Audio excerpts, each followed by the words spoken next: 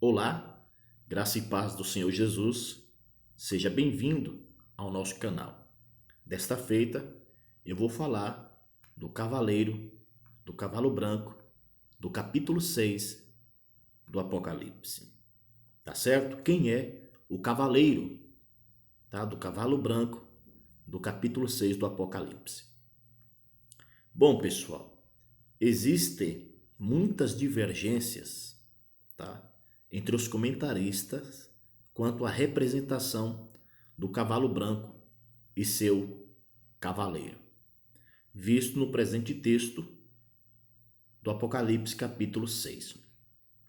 Um detalhe importante é que esse cavaleiro, ele não trazia coroa, ele recebeu-a depois e saiu como um conquistador determinado a vencer, tá certo?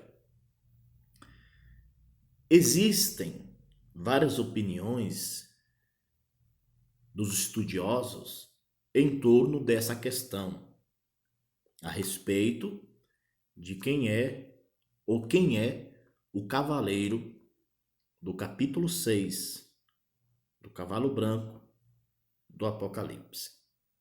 Existem várias opiniões. Eu quero destacar aqui apenas três.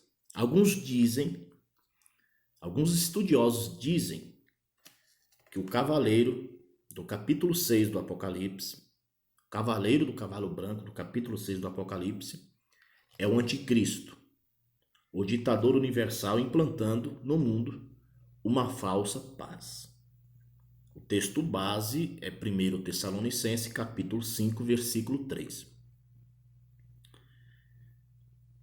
A segunda opinião é que esse cavaleiro do capítulo 6 do Apocalipse, do cavalo branco, é o evangelho da paz em sua conquista final. Tá? Em sua conquista final.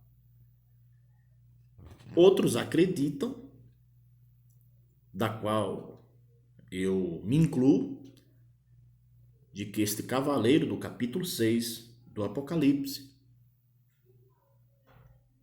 é Jesus Cristo. O cavaleiro do capítulo 6 do Apocalipse do cavalo branco é Jesus Cristo. Tá certo? Por que eu acredito que é Jesus Cristo?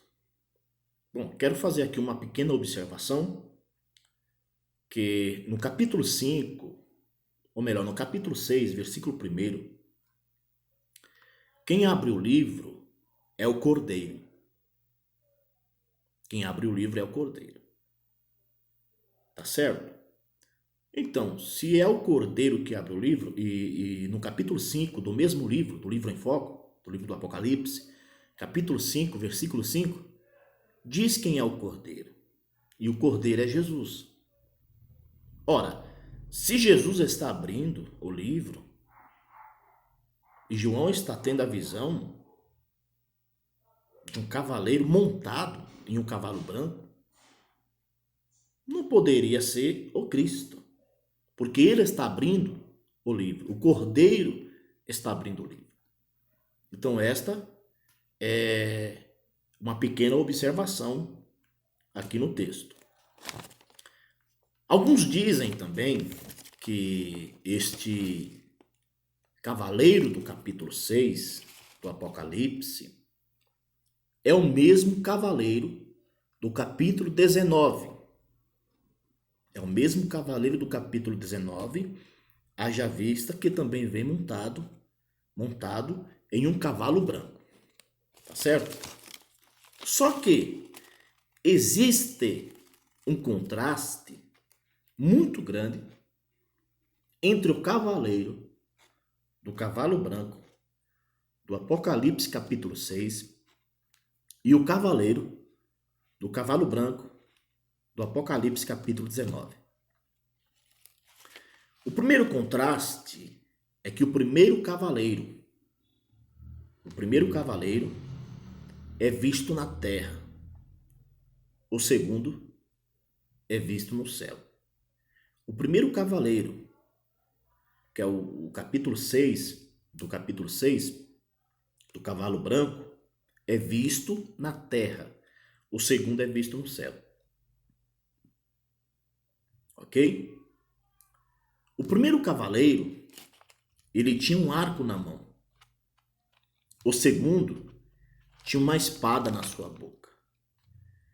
Então vamos analisando aí esses contrastes. O primeiro cavaleiro, ele recebeu uma coroa. O segundo cavaleiro, ele trazia consigo muitos diademas. O primeiro cavaleiro é visto sozinho. O segundo cavaleiro, que é do capítulo 19, é visto acompanhado de um exército. O primeiro selo fala de um cavalo branco. O capítulo 19 fala de muitos cavalos brancos. Então observe que há aí um contraste enorme em torno desses dois cavaleiros. Tá certo? O primeiro cavaleiro, ele é anônimo, ele não tem nome. O segundo cavaleiro, do capítulo 19, tá certo? Ele tem 4 nomes. 4 nomes ele tem. Vou repetir. O primeiro cavaleiro, que é o cavaleiro do capítulo 6 de Apocalipse, do cavalo branco, tá? Ele é anônimo.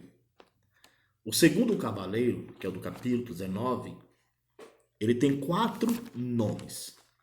A saber, fiel, verdadeiro, a palavra de Deus e o nome misterioso. O primeiro cavaleiro é visto logo no início da grande tribulação. O segundo cavaleiro, ele só é visto no final da grande tribulação. Então, com base nessas observações, com base nesses contrastes entre o cavaleiro do capítulo 6 do cavalo branco e o cavaleiro do capítulo 19, nós podemos concluir que o que está em comum é somente a cor dos cavalos. Somente a cor dos cavalos. Nos demais, tudo é contraste. Tá certo?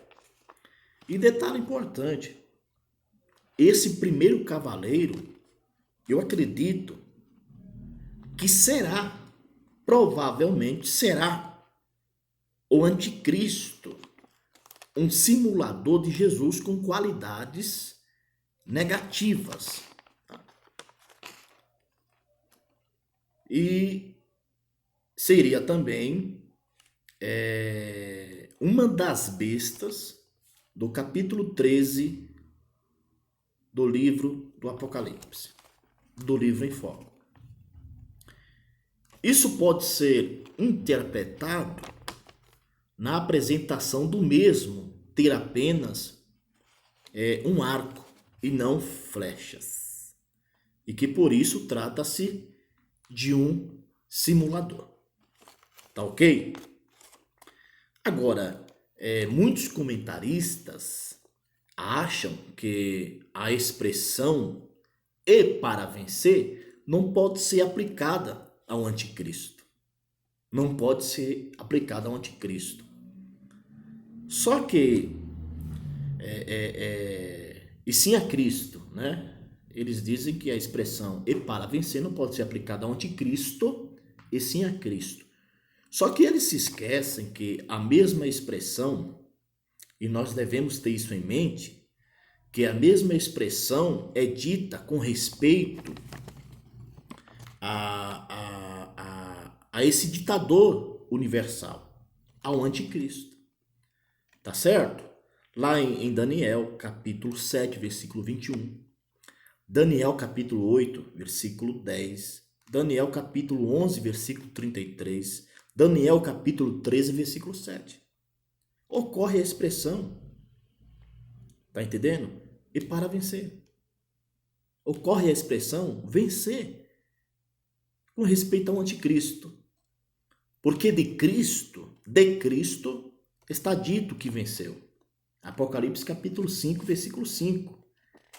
Deste, porém, com respeito ao anticristo, está dito e para vencer. Capítulo 6, versículo 12 do livro do Apocalipse. Então, evidentemente, nas duas visões, tá? Não é a mesma pessoa. Não é a mesma pessoa, tá certo? Espero poder ter ajudado vocês nessa questão. Que Deus abençoe e te guarde em Cristo Jesus.